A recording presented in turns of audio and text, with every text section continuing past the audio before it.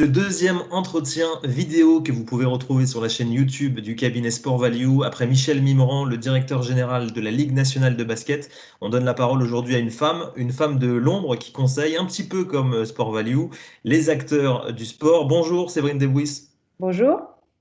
Séverine, merci d'avoir accepté ce petit entretien. On va vous présenter évidemment et parler de vos activités. Vous êtes vous-même une ancienne sportive de haut niveau. Alors racontez-nous déjà ce que vous faisiez comme discipline et comment vous avez fait la transition vers le monde de l'entreprise.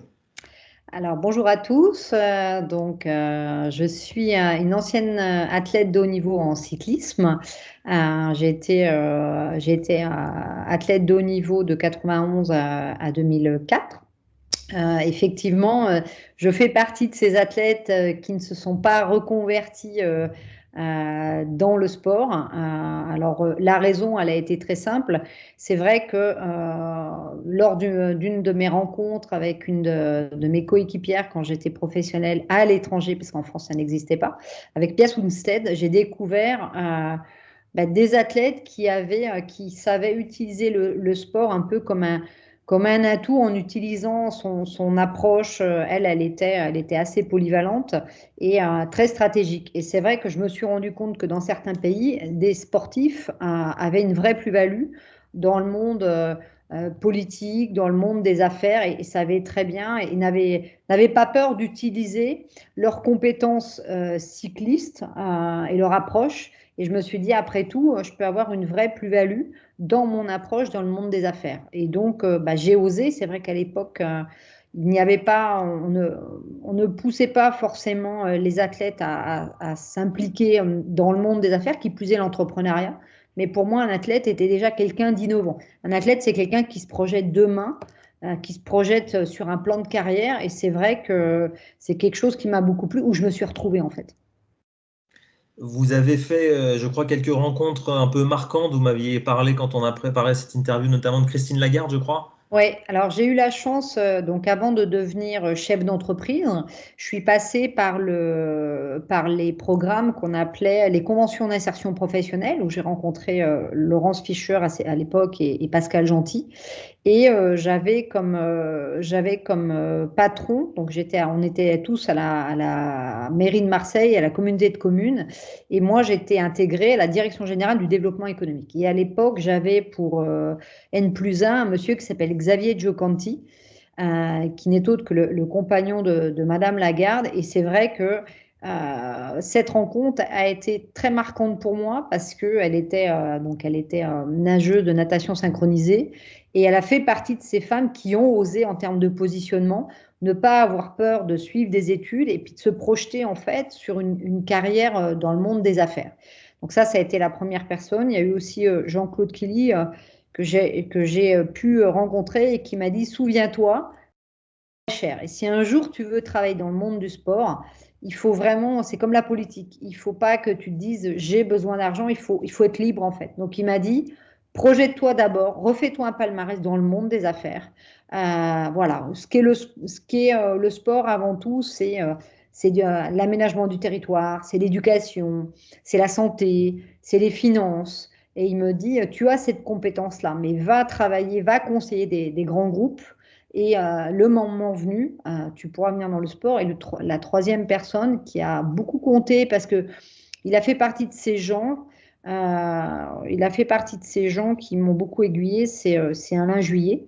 Puis j'en ajouterai une quatrième qui a été la passerelle avec le monde du vélo, parce que c'est des choses sur lesquelles aujourd'hui je suis un petit peu plus présente. Et je sais qu'on va en parler. C'est Pascal Grisot qui est le monsieur qui a organisé la Ryder Cup, qui est vice-président de la fédération de golf et qui a un vrai rôle modèle aussi pour moi. Donc, On parle justement du monde des affaires. Qu'est-ce que vous faites aujourd'hui, conseil en stratégie et intelligence économique? Qu'est-ce que vous apportez aux acteurs du sport, puisqu'on s'intéresse plutôt à ce secteur d'activité? alors, effectivement, depuis 17 ans, j'ai monté un cabinet de conseil en stratégie et d'intelligence économique internationale. Le secteur du sport est un secteur sur lequel je travaille depuis près de 7 ans, ce qui étonnera certains, parce que c'est vrai que je suis très discrète pour des raisons de confidentialité vis-à-vis de mes clients. Mais J'accompagne à la fois des territoires, des fédérations, des régions, des comités d'organisation, des sociétés. Leur attente, en fait, c'est des problématiques de réorganisation ou de gestion de crise.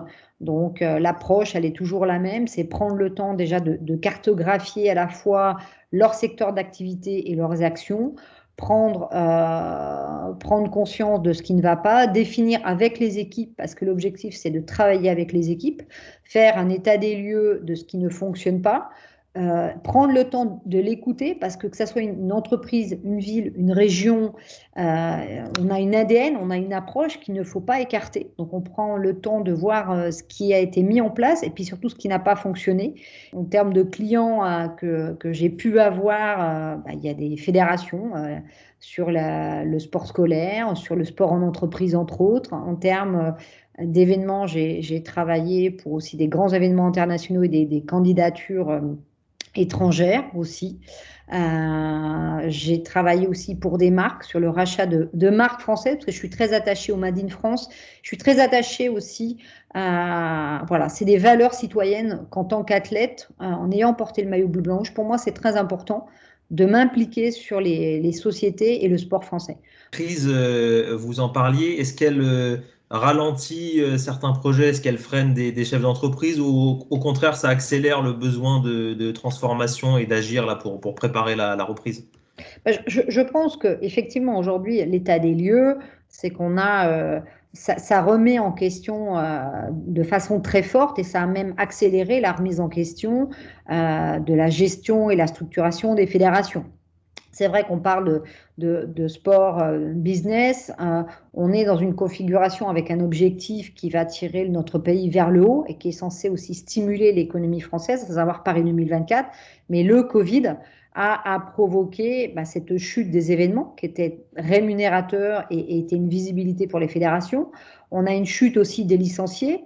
Donc c'est très complexe. Maintenant, on a aussi cette agilité parce que le sport a, selon moi, cette compétence et cet environnement qui permet de se remettre en question rapidement, de faire face à l'échec et de s'adapter. Alors c'est lourd, c'est évident, mais ça l'est pour tout le monde.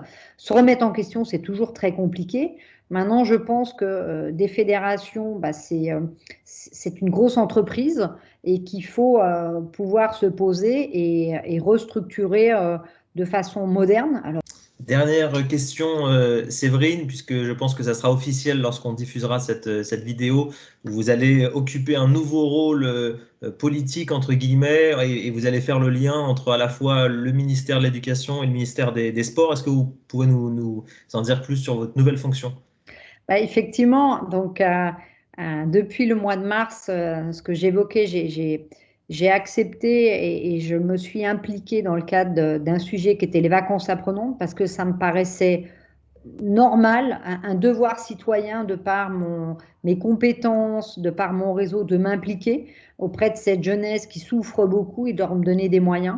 Et à cette occasion, une chose m'a beaucoup marqué, ça a été la, la problématique de jeunes enfants, voire d'adolescents qui ne savaient pas pratiquer le vélo ou qui n'avaient pas de vélo eux-mêmes.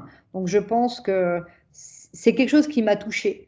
Et voilà, j'ai accepté de m'impliquer auprès du gouvernement. Je ne fais pas partie de ces gens qui ont besoin de forcément beaucoup communiquer. Puis il y a aussi un positionnement qui a toujours été très clair vis-à-vis de mes clients. Le sport m'a mis en lumière. L'objectif pour moi, c'est de mettre mes clients en lumière. Donc maintenant, on est dans une situation sanitaire et humaine où on a besoin, et cette jeunesse, et les gens ont besoin de voir aussi qu'il y a des choses qui fonctionnent. Et c'est pour ça que je m'implique aussi et je me montre peut-être un petit peu plus en disant, voilà, vous voyez, je suis une maman, j'ai une famille recomposée, j'ai 5 enfants et j'arrive à mener tout de front. Alors c'est sûr, c'est pas facile. Il faut être agile, il faut savoir se fixer des objectifs, il faut pas avoir peur d'oser, il faut pas avoir peur de tomber et perdre, mais pour mieux remonter et de ce fait, je communique un peu plus. Alors j'ai pas de recette miracle, hein, j'en suis bien loin. mais je suis française et fière de l'être et on peut faire des belles choses. Des crises, il y en aura d'autres, donc il faut se battre. Et mon devoir, c'est aussi de partager les quelques clés que je peux avoir. Elles seront peut-être pas miraculeuses, mais elles pourront aider certains, j'en suis sûre. Merci beaucoup, Séverine. Merci.